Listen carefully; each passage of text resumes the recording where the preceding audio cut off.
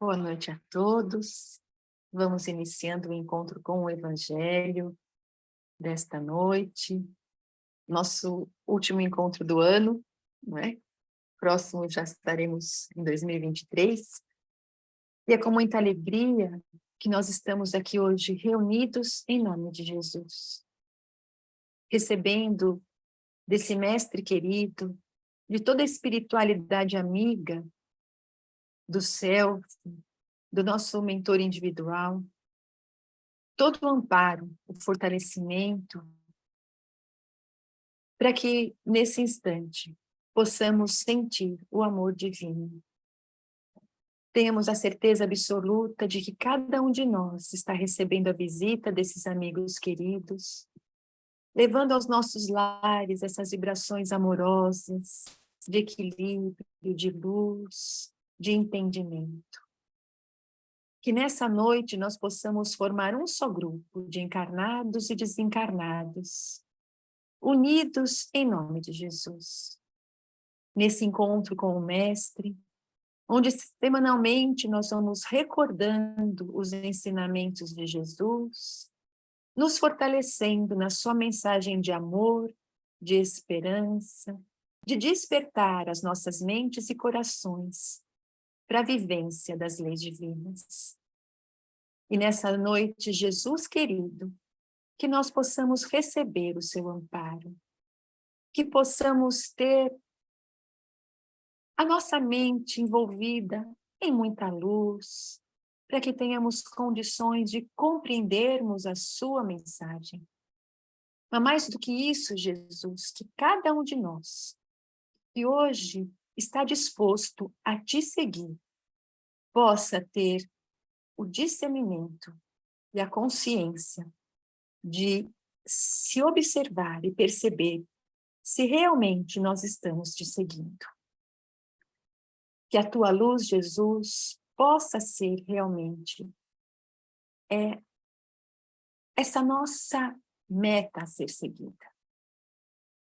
E assim, com muita gratidão em nossos corações, porque estamos hoje aqui reunidos com esse propósito de aprendizado, nós vamos também com muito carinho envolvendo o Mário, para que ele sinta o amparo dessa equipe espiritual que nos acompanha, dando a ele toda a sustentação para que ele possa passar para nós aquilo que ele estudou.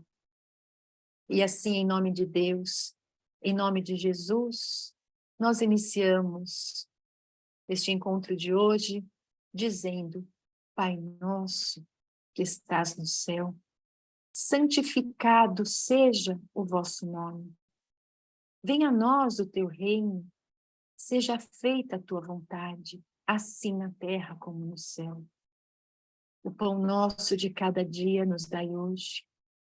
Perdoai as nossas dívidas, assim como perdoamos os nossos devedores.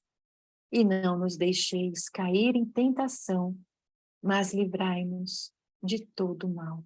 Que assim seja.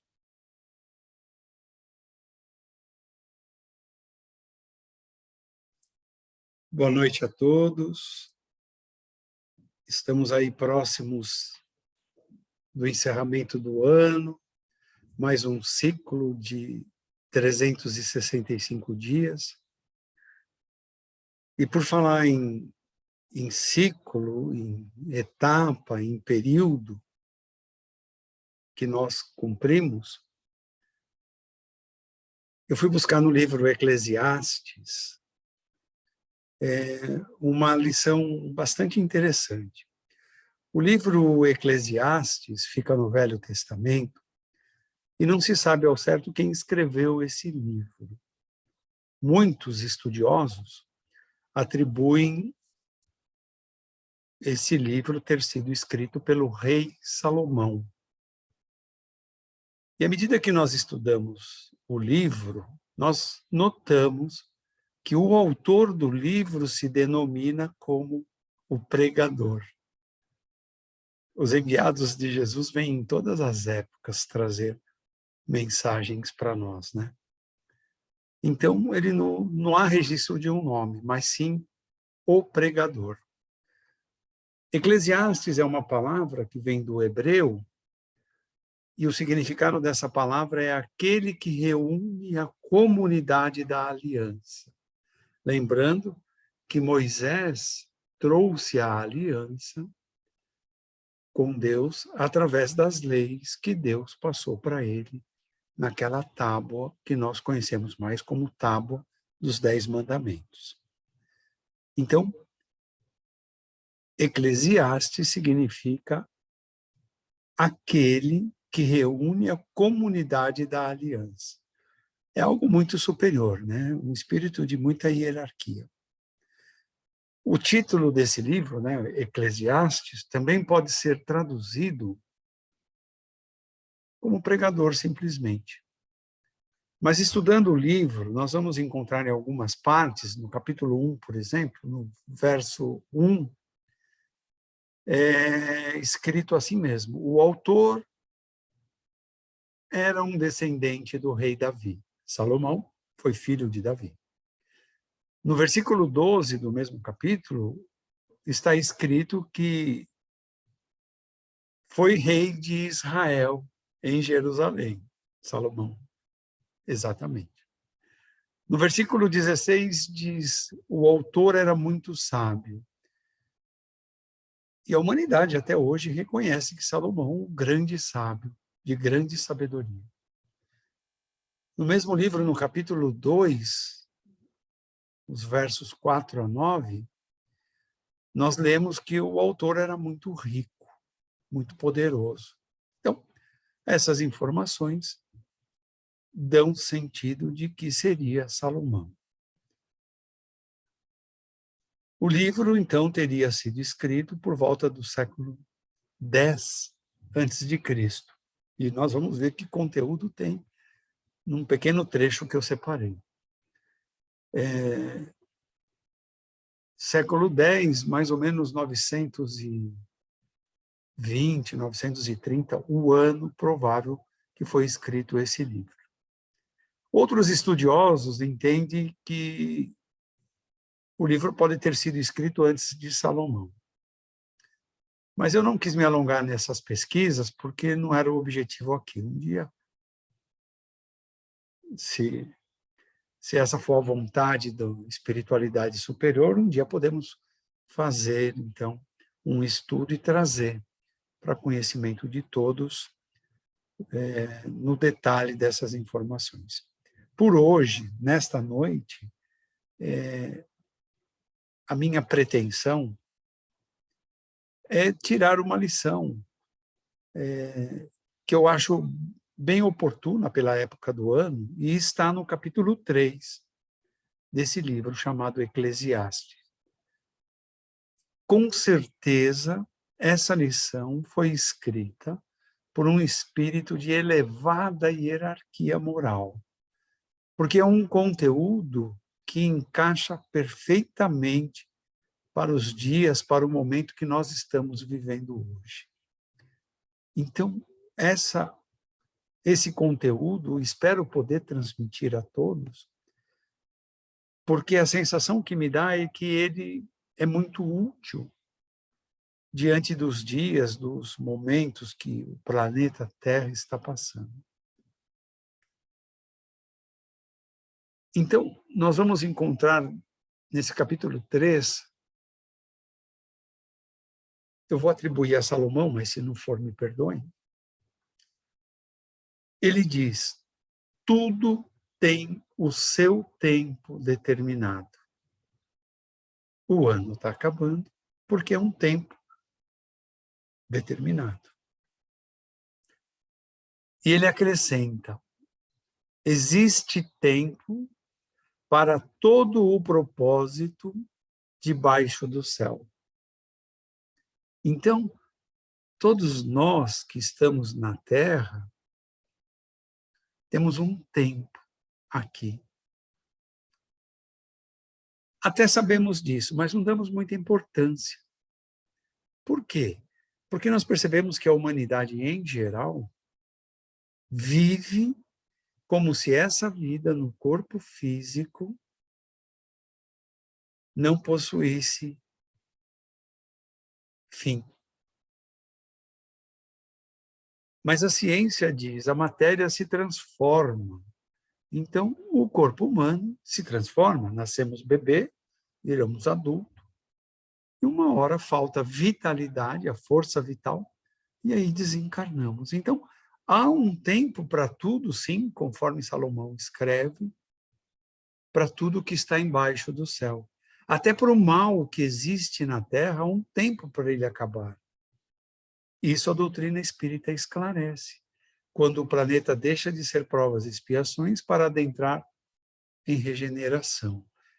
Provas e expiações é onde o mal predomina.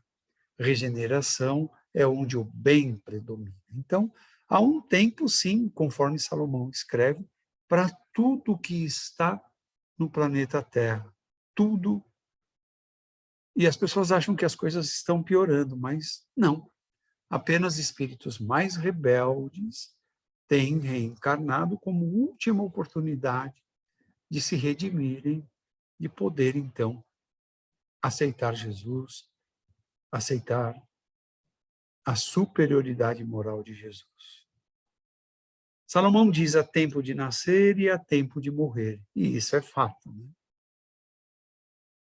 Há tempo de plantar, há tempo de colher o que se plantou.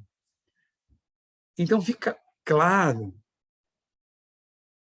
o livro Eclesiastes, capítulo 3, deixa muito claro que a nossa existência no corpo físico tem começo, meio e fim. Nasce, planta, morre. No plano espiritual, você colhe o que você plantou, não material. Mas as alegrias, as tristezas, as coisas boas, as coisas ruins, tudo que você fez aqui traz um efeito, bom ou ruim, para as pessoas ou para você mesmo. Isso você colhe no plano espiritual. E Salomão deixa claro, há uma existência entre nascer e morrer. Plantar nesse período e colher. E o Espiritismo diz que colhemos depois. Porque somos espíritos eternos, em corpos compostos por matéria, matéria que se decompõe, que se transforma. É só ver o passar dos anos, as mudanças que os corpos têm. Essa parte que ele escreve também nos ensina que tudo o que plantamos, nós colhemos. Podemos não colher nesta vida, mas colheremos na vida espiritual. Então, as pessoas ficam muito preocupadas com coisas erradas que os outros fazem. Diz Emmanuel, desvia o teu olhar, porque o supremo juiz é Deus. Ele que sabe aplicar as leis de justiça, não nós. Então, nós colheremos, diz a doutrina espírita. Por quê? Porque há leis justas e sábias que Deus criou e que ele dará a cada um segundo as obras que cada um fez aqui na Terra. Salomão diz: há tempo de matar, há tempo de curar, há tempo de derrubar e há tempo de edificar. Esse versículo de Salomão é riquíssimo de acordo com a doutrina espírita, porque o matar são épocas primitivas, né? Épocas de guerras, embora ainda existam no planeta Terra, mas são executadas por espíritos ainda com o coração endurecido. Espíritos ainda embrutecidos no egoísmo, no orgulho, e que entendem que a guerra é a solução para o domínio. Isso é orgulho, isso é egoísmo, que ainda assola muitos aqui no planeta Terra. Todos nós somos egoístas e orgulhosos, mas alguns são muito egoístas e muito orgulhosos, que partem até para a guerra. Então é tempo de destruir. Destruir o quê? Salomão escreve, é tempo de destruir. Há tempo de destruir. E o Espiritismo diz, é tempo de destruir. Destruir o quê? O mal. Destruir todas as formas do mal. Destruir tudo aquilo que fere as lições que Jesus deixou no Evangelho. É tempo de destruir todas as coisas erradas que nós vamos encontrar lá em Isaías, vamos encontrar lá no Apocalipse de João, que eles personificaram, né, o mal todo, os abusos do sexo, do álcool, etc., na Babilônia.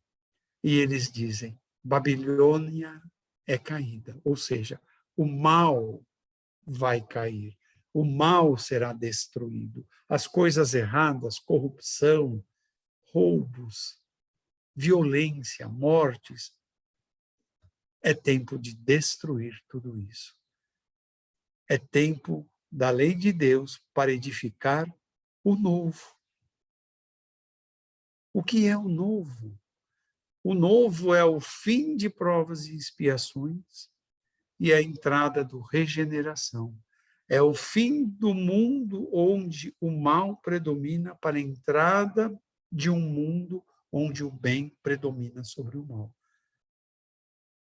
A Terra está no final, na hora final, hora do Senhor, final de provas e expiações. Daqui 40, 50 anos, no máximo, o mal, como conhecemos, será extirpado da terra. As construções erradas será extirpada da terra. A ética, a moral irão predominar. O bem irá predominar. Evidentemente que ainda carregamos alguns males em nós. Por isso temos um período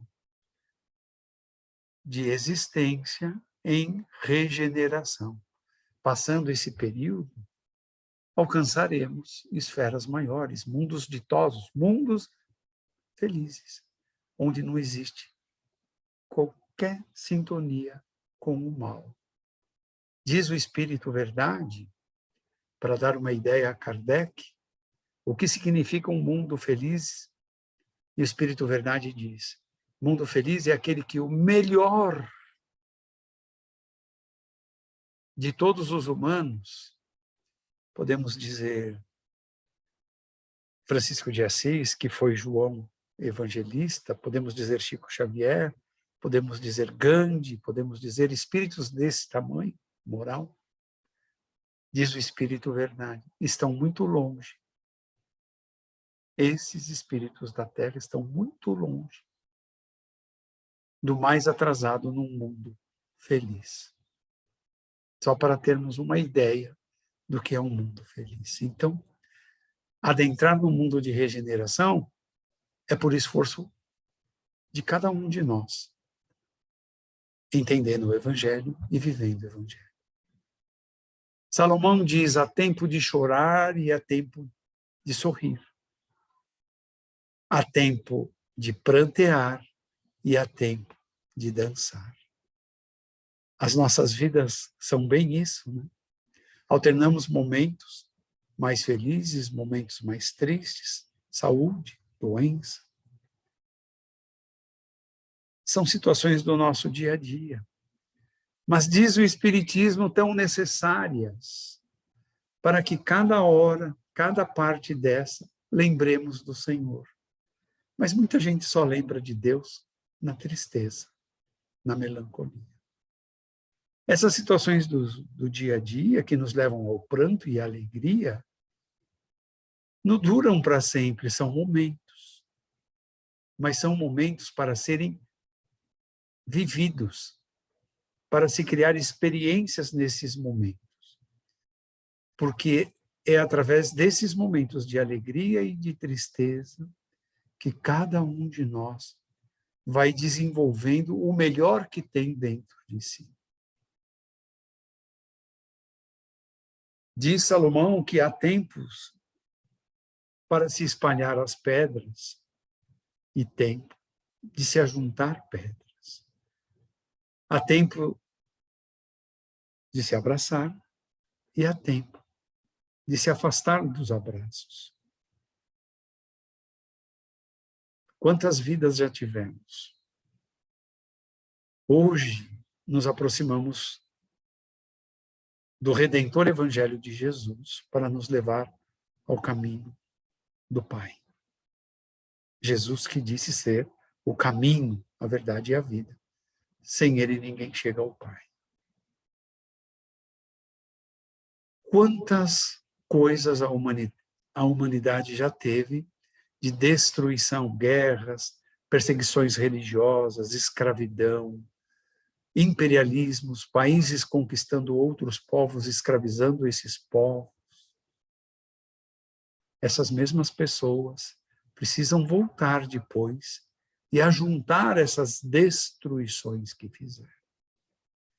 O ser humano tem o livre-arbítrio. Ele pode destruir o que ele quiser, como a história é marcada de tantas destruições, e os dias de hoje também mostram pessoas praticando a destruição, porque elas possuem o livre-arbítrio. Mas um dia, essas pessoas que tudo destroem prestarão contas a Deus. Por isso eu não preciso cobrar ninguém pelo que faz, mas eu preciso cobrar a mim mesmo. Eu preciso exemplificar o que eu aprendi, para que as pessoas, vendo os meus bons exemplos, possam também praticar. Então, o ser humano pode destruir o que quiser. Ele é livre, ele tem o poder de decidir o que ele quer fazer.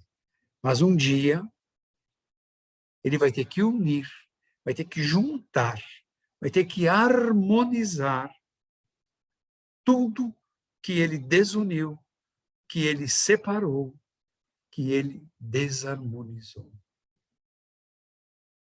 O grande exemplo disso, que a literatura espírita nos traz, é Nabucodonosor. Ele, rei da Babilônia, conquistou muitos povos, destruiu muitas coisas nesses povos conquistados. Nós vamos falar de Nabucodonosor num curso novo no Selfie, para esse 2023.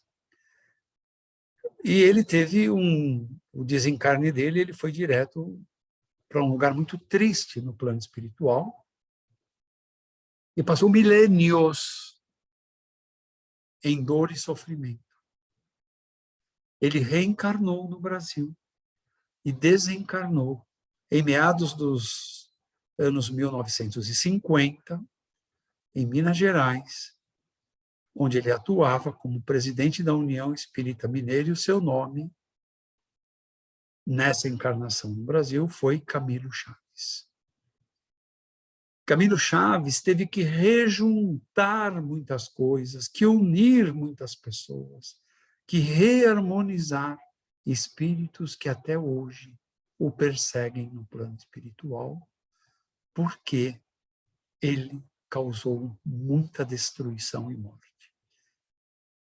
Nabucodonosor, conta Divaldo, foi quem inventou o bidente, um garfo com duas pontas, exatamente na distância entre os olhos.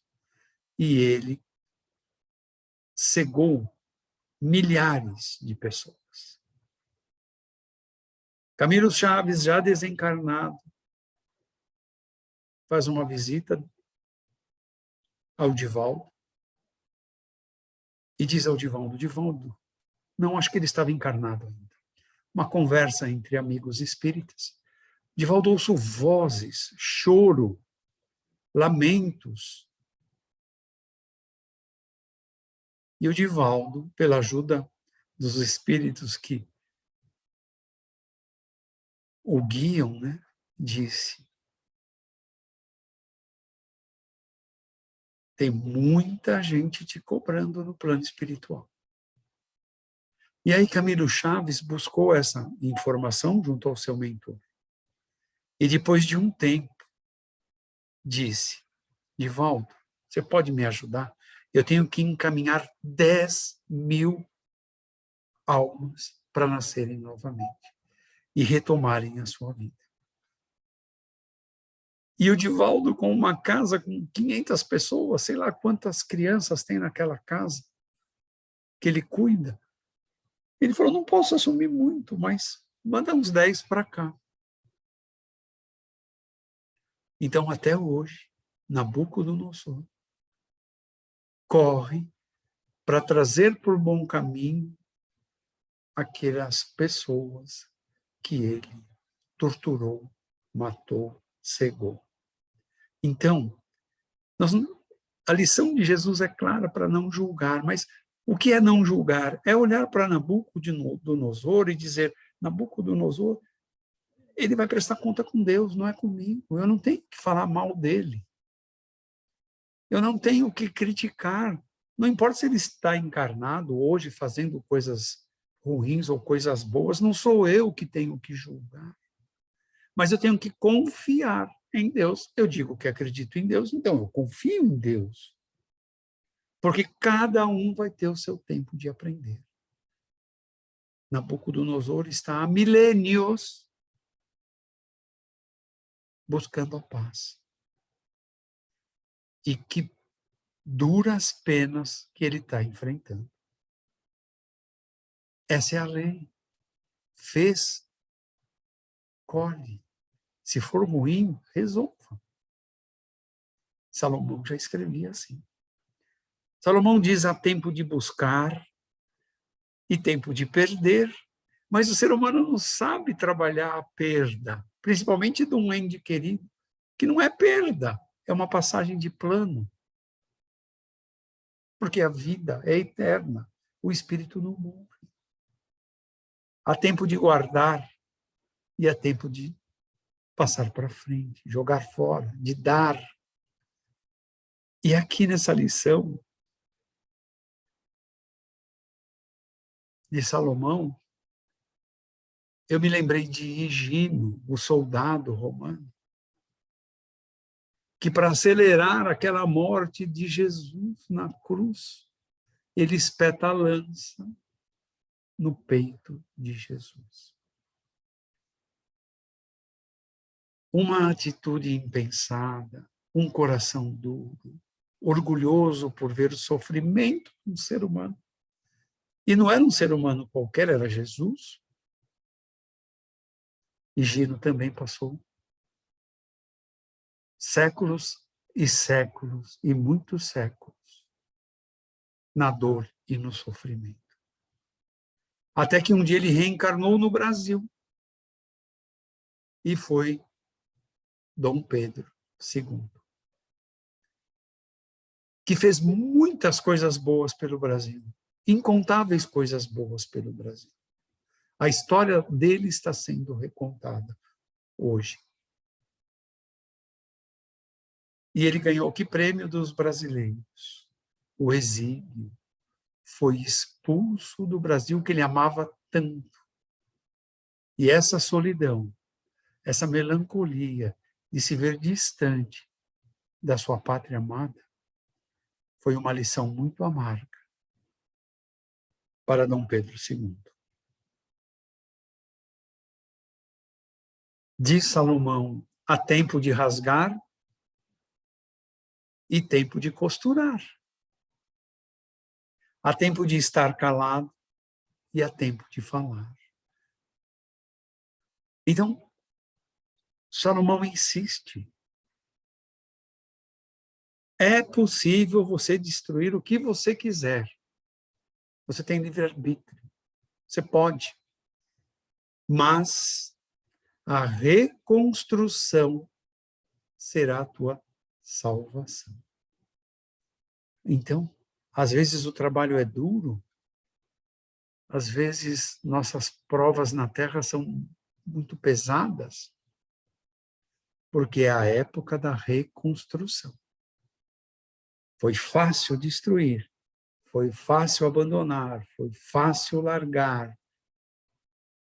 Agora você tem que unir, tem que juntar, tem que edificar com ética e com moral. Foi fácil falar ferindo. Foi fácil falar acusando. mesmo com mentiras. Foi fácil odiar. Foi fácil jogar praga. O livre-arbítrio te permite fazer tudo isso. Mas, mais dia, mais encarnação, menos encarnação, um dia vem a fatura. E o que é a fatura? Reparar as coisas erradas que você falou, as maldades que você praticou, a destruição de vidas que você teve. Será obrigatório reconduzir todos ao bom caminho. Há tempo de amar e tempo de odiar. Há tempo de guerra e há tempo de paz. São escolhas. Eu posso escolher o ódio como regra de vida. Serei feliz? Nem um pouco. Eu posso escolher a confusão, a briga, a discórdia, a guerra. Serei feliz? Jamais. E Jesus, no Sermão do Monte, disse uma lição que precisa entrar em nossas mentes e corações. Bem-aventurados, bem-aventurado significa feliz. Bem-aventurados os mansos e pacíficos. Por quê? Porque herdarão a terra. Então, se você quer entrar no mundo de regeneração, não crie confusão, não crie discórdia, não semeie intrigas, mas tome atitudes pacíficas, acalme corações, junte pessoas, acalme as mentes dessas pessoas. E Jesus disse mais: bem-aventurados os pacificadores, porque serão chamados filhos de Deus. Em toda a história da humanidade, quem é chamado de filho de Deus? Jesus, o pacífico. Salomão já trazia essas mensagens. Disse Salomão: que proveito tem o trabalhador naquilo em que trabalha? O proveito do trabalho é medido se o trabalho é feito com ética e com moral, ou se o trabalho é feito para lesar alguém, para prejudicar alguém, para desviar alguém do bom caminho. Esse é o proveito. Pode ser bom, pode ser ruim. E há o trabalho material. O que é o trabalho material? É você lembrar que se você tem alguém que não tem, e você pode ajudar. E o que é o trabalho espiritual? É a caridade. O que é caridade segundo Tiago, o apóstolo? Tiago Maior. Caridade é a fé colocada em obra, colocada em movimento. É a obra. Sem esse trabalho material e sem esse trabalho espiritual, não alcançaremos progresso. Por isso, Deus nos dá essa oportunidade de trabalho material e de trabalho espiritual. Salomão diz numa outra parte: tenho visto o trabalho de Deus. Nós também podemos ver, né? Seres humanos, a natureza, o planeta Terra, a cosmogonia. E Deus deu todo esse trabalho para nós, seres humanos que habitamos o planeta Terra. Para quê? Diz Salomão. Para, junto com Deus, exercitar. O que é isso? O Espiritismo diz, é ser co-criador do Senhor. Ou seja, o demiurgo de Platão é contribuir na construção, claro que cada um no seu tamanho. Jesus no planeta Terra inteiro, cada um de nós no seu pedaço. Ismael com o Brasil, São Luís com a França. Hilarion com a Argentina. Mas o que fazer? Ajudar a nós mesmos e aos nossos semelhantes a um caminho de paz, de serenidade, de prosperidade. Não passar ninguém para trás, mas ajudar a que todos progridamos, alcancemos o progresso material e espiritual. Diz Salomão ainda, Deus fez tudo formoso e no tempo dele.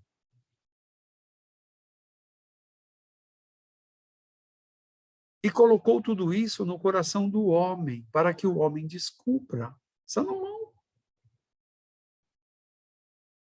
Sem isso, a obra de Deus não faz sentido. E por isso muita gente nem acredita em Deus. O coração está muito duro. O que Deus fez foi colocar atributos em nós para que nós pudéssemos desenvolver esses atributos. O que são esses atributos? Ser pacífico. Desenvolver a paz. Olha o Divaldo. Por onde vai? Leva aquele sorriso, agora já meio impossibilitado, mas ainda sorri. Sorriso de paz, de quem está com a consciência tranquila.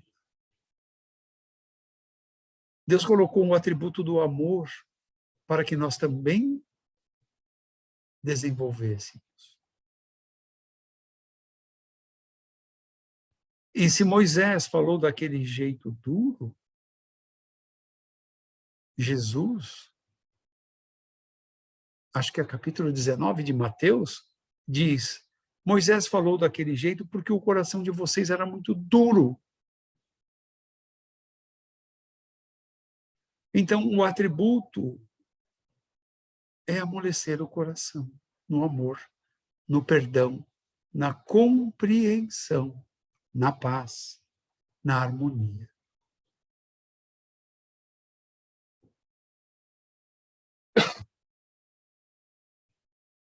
Salomão diz também, compreendo, entendo, que não há coisa melhor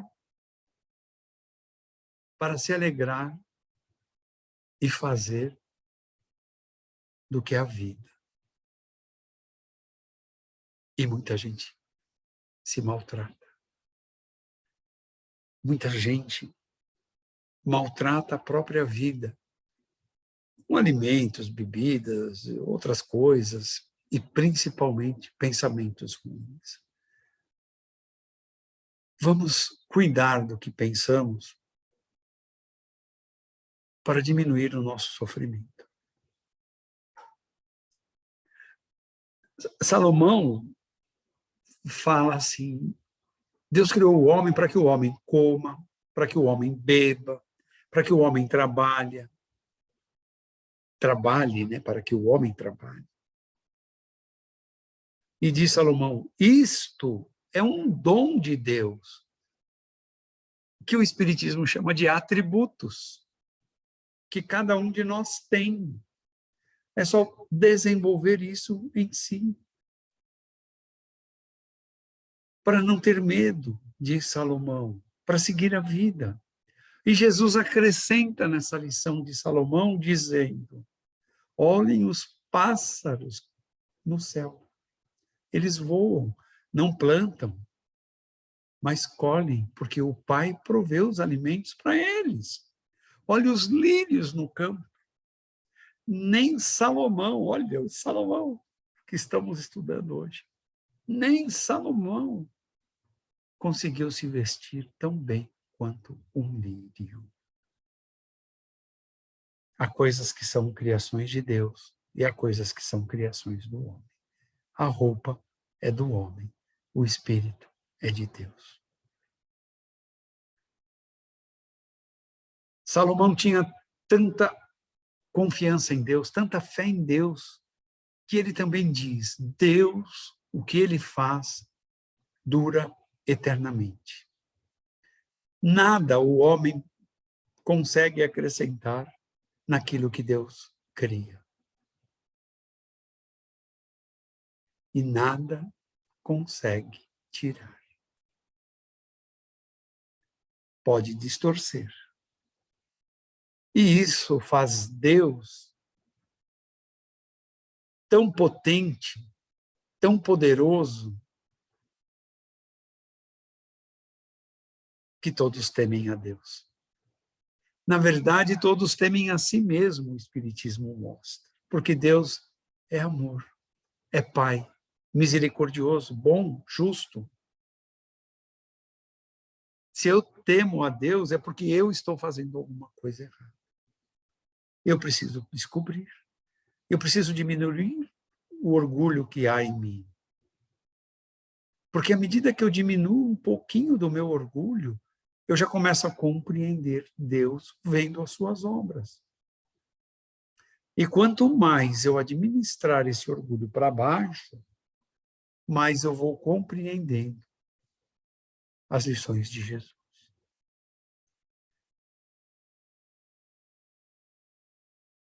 Salomão chama a nossa atenção, ou de todos que forem estudar, né, esse livro, para aquilo que estamos fazendo. O que você está fazendo na sua vida? O que você já fez, está feito, esquece. Ele diz, o que é agora, já foi. Porque no segundo seguinte já é passado. E o que há de ser também já foi. Porque quando você chegar no que há de ser, ele passa a virar passado. Então não devemos ficar remoendo velhas feridas, velhas preocupações, mal entendimentos, mas sim com o que eu faço hoje, com o que eu farei amanhã. Isso sim importa. Isso sim vai dizer quem sou eu na minha fé, na minha crença. Meus irmãos em Jesus, o ano acaba, mais um, né? E o que nós estamos vendo é que o justo e o ímpio vibram em sintonias diferentes. Mas aquilo que o ímpio faz, que o maldoso faz, acaba atingindo o justo. Por quê? É uma confusão final que está no livro A Gênese, que Kardec trouxe para nós, no último capítulo. É uma luta final de trevas e luz. Espíritos mais evoluídos estão encarnando junto com espíritos mais atrasados moralmente, e é uma disputa de espaço entre luz e trevas. Só vai ficar na Terra aquele que semear o bem, que mantiver o seu padrão vibratório no bem. Então é o momento, um ano, um ciclo. É o momento de ciclo rotineiro para nós. Terminar um ano e começar outro. Rotineiro. Mas, dessa vez, vamos fazer diferente. Vamos reservar um tempinho para nós. Vamos mergulhar profundamente em nós mesmos. O que eu faço? O que eu deveria fazer? Tá bom? Tá ruim? Para que lado? Como eu estarei daqui 3 anos, 5 anos, 10 anos?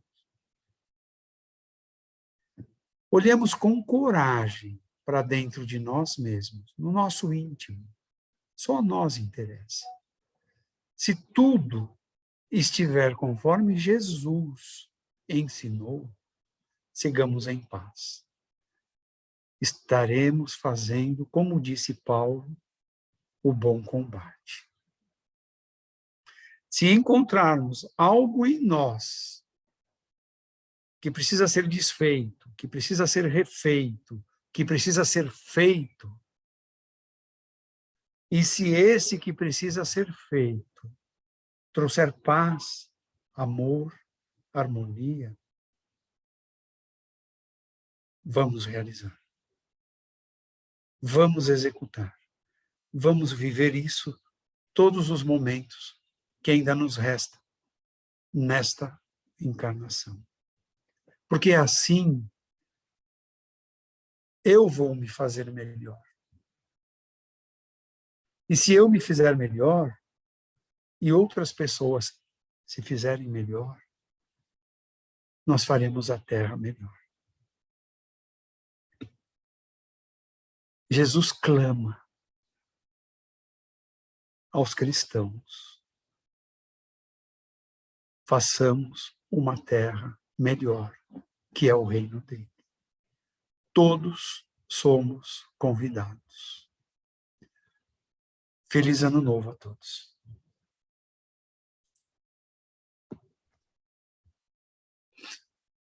E assim, com essas reflexões de hoje, nós vamos nos unindo a Jesus novamente, rogando a esse mestre de tanto amor, que continue iluminando o nosso caminho, e que nós possamos, Senhor Jesus, realmente iniciarmos um ano, nos observando, nos conhecendo, nos aprimorando, nos desenvolvendo, para que realmente possamos ser considerados seus discípulos, seus servos. Que nesse instante, Jesus querido, o Senhor possa receber o nosso coração e nele todo o nosso desejo de amor. E que esse amor possa envolver o nosso planeta, levando a união, a fraternidade, a paz, o respeito entre as nações. Vibrando, Senhor, para que haja realmente a paz entre os povos. Vibrando para que os líderes de todas as nações se conscientizem da sua responsabilidade e levem o progresso, a ordem. Aos países em conflitos, em guerra, vibremos pela paz, vibremos muita força e coragem a esses povos tão sofridos, vibrando esperança a esses corações. E a esses dirigentes vibrando lucidez, para que eles possam, Senhor, sair dessa patamar de tanto orgulho e pensem na humanidade, no coletivo, e tomem decisões humanitárias para acabar com essa guerra. Vibremos muita luz a todos os corações endurecidos que ainda se comprazem no mal, que ainda se comprazem nas falsas notícias, em espalhar, em deturpar, em corromper, para que eles possam, Senhor, abrir seus corações e aproveitarem esta última oportunidade. Vibremos saúde, bom ânimo, coragem, força e fé a todos os doentes, aos doentes do corpo e aos doentes da alma.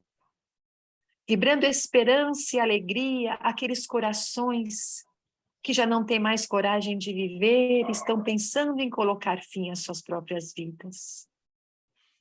Que eles encontrem, Senhor, uma luz no fim do túnel, que eles possam também ser inspirados a acreditar em que há tempo para tudo